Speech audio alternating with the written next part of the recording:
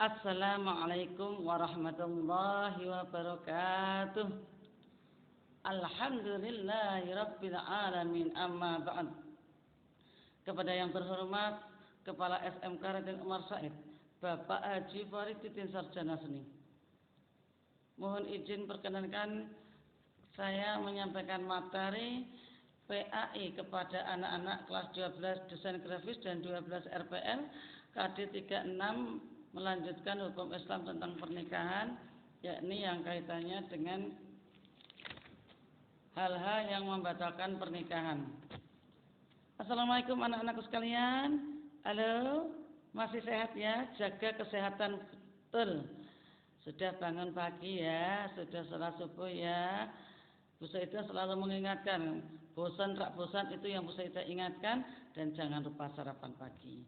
Mari kita baca Fatihah dulu yang kita khususkan kepada Bapak Kiai Haji Faik, Bendahara Yayasan, yang Senin tanggal 5 meninggal dunia. Semoga amal ibadahnya diterima oleh Allah. Khususon Bapak Haji Faik, Al-Fatihah. A'udzubillahi minasyaitonirrajim. Bismillahirrahmanirrahim. Alhamdulillahirabbil alamin. Arrahmanirrahim. Malik yaumiddin. Iyyaka na'budu wa iyyaka nasta'in. Ihdinas siratal mustaqim. Siratal ladzina an'amta 'alaihim ghairil maghdubi 'alaihim waladdallin. Amin. Ya, terima kasih. Kita lanjutkan buka video Bu Saidah, masih KD 3.6 hukum Islam tentang pernikahan. Tujuan pembelajaran sudah Bu Saidah bacakan selalu. Siswa dapat memahami dan menjelaskan ketentuan pernikahan dalam Islam. Siswa dapat menjelaskan hal-hal yang berkaitan dengan pernikahan seperti kewajiban suami istri, hal-hal yang membatalkan pernikahan dan sebagainya. Siswa dapat menjelaskan hikmah dari adanya pernikahan. Karakter yang dikembangkan adalah syukur.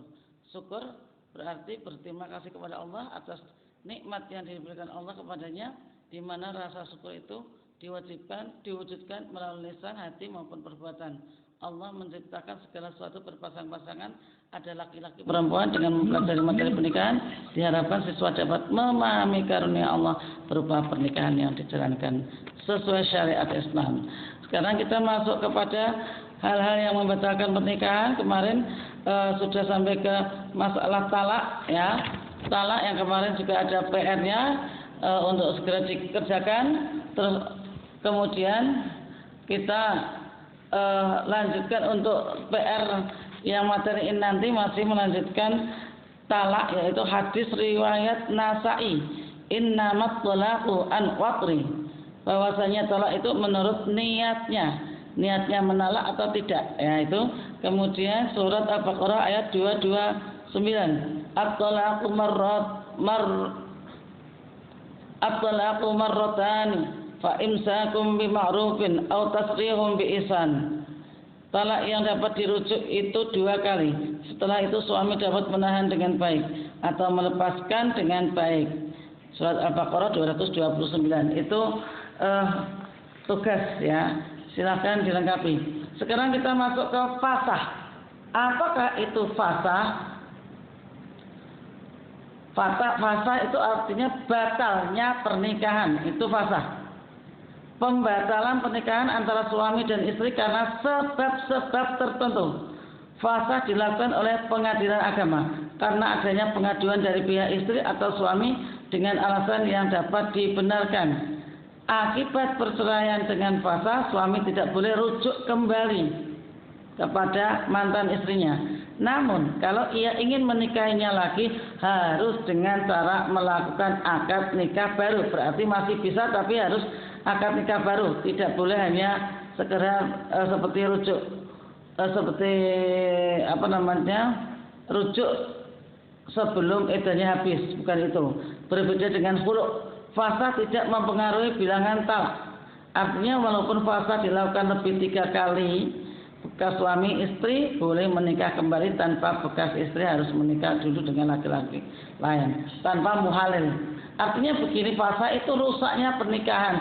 Mungkin pernikahan karena terjadinya antara kakak beradik. Ini sering terjadi karena adanya musibah sehingga kakak beradik yang masih kecil lepas dan diangkat oleh orang lain yang tidak tahu tiba-tiba kuliah, ketemu di lain daerah, terus senang, jatuh cinta, kemudian nikah.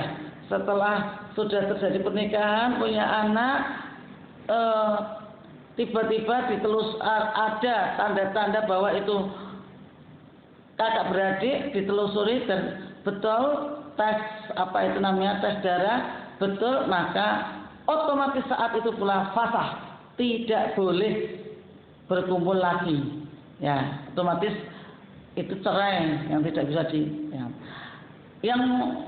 yang bisa fasah, tapi yang bisa di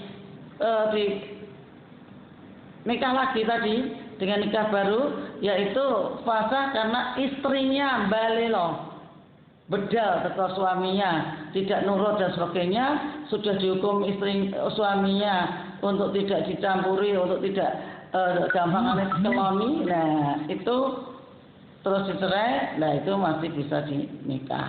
Nah itu termasuk fasah, ya. Didemek nih gua gak gelem disapi dan seterusnya. Kemudian kita lanjutkan khulu. Khulu, apakah khulu itu menurut bahasa adalah tanggal. Tanggal itu lepas. Dalam ilmu fikih, khulu adalah talak yang dijatuhkan suami kepada istrinya dengan jalan tebusan dari pihak istri. Artinya apa? Rapak istri yang minta cerai, dan ini sekarang banyak sekali. Baik dengan jalan yang mengembalikan mas kawin atau dengan memberikan sejumlah uang harta yang disetujui oleh mereka berdua. Jadi khulu atau rapak ini yang bayar pihak istri, bukan pihak suami. Ya. Khulu diperkenankan dalam Islam dengan maksud untuk mengatasi kesulitan yang dihadapi istrinya. Itu seperti Zainab, ya. Zainab dinikahkan oleh Rasulullah kepada anak angkatnya Zaid bin Harisah. Tapi Zainab yang diincar Rasulullah, bukan Zaid bin Harisah. Maka dia melakukan tidak mau dipegang dan seterusnya, akhirnya dia menggugat cerai, ya. Cara khulu suami tidak dapat rujuk walaupun mantan istrinya masih dalam masa iddah, jadi tidak bisa dirujuk. Akhirnya Zainab terus dinikahi oleh Rasulullah setelah iddah. Akan tapi kalau bekas suami istri itu ingin kembali harus melalui akad nikah baru. Berbeda dengan fasah. Khulu dapat mempengaruhi bilangan talak. Artinya kalau sudah 3 kali dianggap 3 kali talak atau talak bain kubra, sehingga suami tidak boleh menikah lagi dengan mantan istrinya kecuali mantan istrinya menikah dulu dengan laki-laki lain ini dengan suaminya yang baru, kemudian dicerai dan habis masa iddahnya baru dinikah lagi. Jadi harus ada muhalil, orang yang menyebabkan halalnya untuk dinikahi oleh mantan suaminya, ya, muhalil dulu. Kemudian yang keempat, li'an. Apa li'an itu?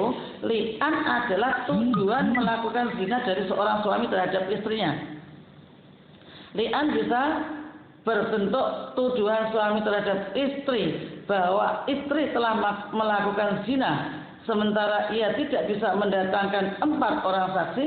Dapat berbentuk penolakan bahwa anak yang dikandung istrinya bukan anaknya. Berarti besok anak itu yang lahir, ya anak istrinya, bin istrinya, dan tidak bisa mendapat warisan dari ayahnya karena ayahnya tidak mengakui. Li'an mengakibatkan terjadinya perceraian antara suami istri untuk selamanya. Wes kadung dituduh zina.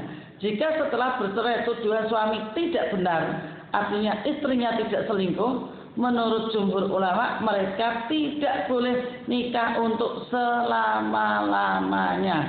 Maka hati-hati laki-laki, jangan sok nuduh istrinya berzina. Ilak, apa itu ilak? Ilak berarti sumpah suami yang mengatakan bahwa ia tidak akan menggauli istrinya selama 4 bulan atau lebih, atau dalam masa yang tidak ditentukan, atau 1 bulan dan seterusnya. Ilak ini, ya, biasanya berangkat dari pertengkaran. Dari pertengkaran itu akhirnya suami mengatakan, jika kamu tidak minta maaf kepada saya, tidak akan saya kumpuli selama 4 bulan. Itulah ilak, ya. Jika sebelum 4 bulan dia kembali kepada istrinya dengan baik, maka dia wajib membayar denda, sumpah atau kafarat.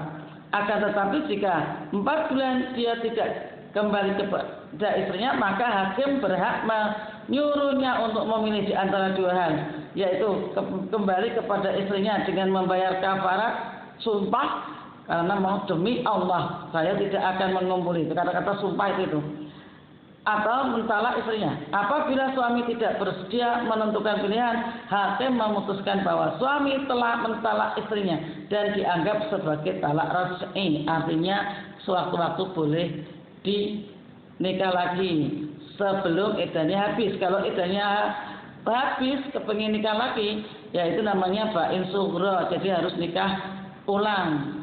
Kemudian yang terakhir adalah zihar. Apa zihar itu? Zihar itu artinya punggung, yaitu suami yang menyerupakan istrinya dengan ibunya, seperti suami berkata kepada istrinya, punggungmu sama dengan punggung ibuku. Artinya begini, ini asalnya terjadi dari sendagura. Kalau ilak, ya, itu terjadi karena pertengkaran. Kalau zihar kebanyakan asalnya terjadi sendagura, dia melihat punggung istrinya tersingkap, medek, kemudian mengatakan, dek, punggungmu seperti punggung ibuku. Makanya untuk laki-laki itu jangan terlalu jadi anak mama. Apa akibatnya? Ingin istrinya seperti ibunya. Nah, itu bahayanya. Ya. Ini latar belakangnya adalah kejadian antara Khuwailah binti Sa'labah dengan suaminya yang bernama Aus bin Samit. Itu saling mencintai. Kedaruh terjadi, Aus mengatakan, dek, punggungmu seperti punggung ibuku. Kaget Khuwailah, lalu lapor kepada Rasulullah karena dia masih mencintai suaminya. Masa saya harus pisah dengan suami dan sebagainya. Maka turunlah wahyu tentang zihar. Boleh kembali asal suami membayar kafarat. Jika suami mengucapkan kata tersebut tetapi tidak melanjutkan mentalak istrinya, wajib baginya membayar kafarat. Dan haram meniduri istrinya sebelum membayar kafarat. Apa kafarat zihar? 1, memerdekakan budak, tapi sekarang sudah tidak ada, yaitu puasa 2 bulan kalau tidak ada. Puasa 2 bulan tidak kuat. Yang terakhir membayar makan 60 orang muslim. Itu kafaratnya. Makanya jadi suami hati-hati, mulutnya jangan ember. Ya, itu. Jadi ada fasah, ada hulu, ada li'an, ada ilah, ada zihar. Ya. Kemudian ya itu. Kemudian hikmah pernikahan. 1, menikah merupakan jalan atau sarana untuk memenuhi kebutuhan seksual atau biologis manusia, baik laki-laki atau perempuan yang bukan mahram, dalam suatu ikatan perjanjian suci dan diridhai Allah. Makanya meskipun dipaksa karena kebutuhan biologis, otomatis ya mau, jarang yang tidak mau. Ya. Jadi gampangannya wong tua, rak gelem rak apa-apa dipaksa, engko nek wis mambu sarunge bojone lak lengket dhewe. Nah, itu bahasanya. Karena memang faktor biologis sama-sama membutuhkan. 2, melestarikan dan memperbanyak keturunan. Nah, ini di samping juga untuk memelihara nasab manusia yang memang diperhatikan oleh Islam. Jangan sampai nasabnya kotor. Maka melalui pernikahan. 3, timbulnya naluri sebagai bapak dan ibu, di mana keduanya akan saling melengkapi dalam hidup rumah tangga yang ramah bersama anak-anaknya. Otomatis jiwa keibuan, jiwa kebapaknya muncul. Yang keempat, sadar akan tanggung jawab masing-masing, sehingga saling bersungguh-sungguh dalam menjalani hubungan, menjalankan dan membagi tugas masing-masing sesuai dengan ketentuan yang direncanakan. Sadar akan tanggung jawab masing-masing. Yang utama tanggung jawab dalam keluarga adalah suami. Suami minta tolong kepada istri. Lah itu istri yang tidak boleh menolak. Kalau menolak dosa.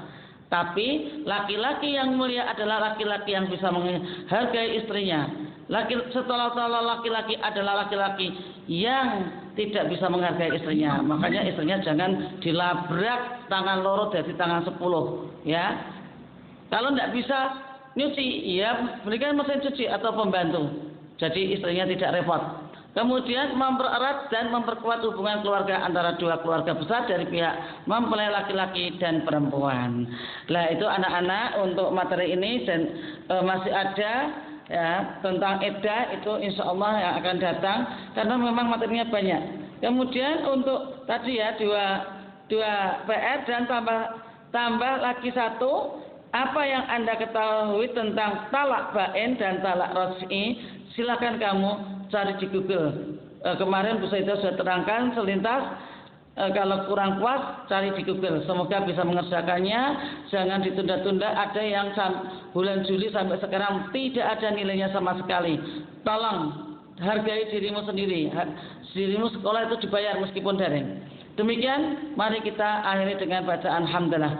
Alhamdulillahirabbil alamin. Kepada Bapak Haji Fariduddin Sarjana Seni, kekurangannya mohon dihalalkan. Allahumma muwaffiq ila aqwamit thoriq. Assalamualaikum warahmatullahi wabarakatuh.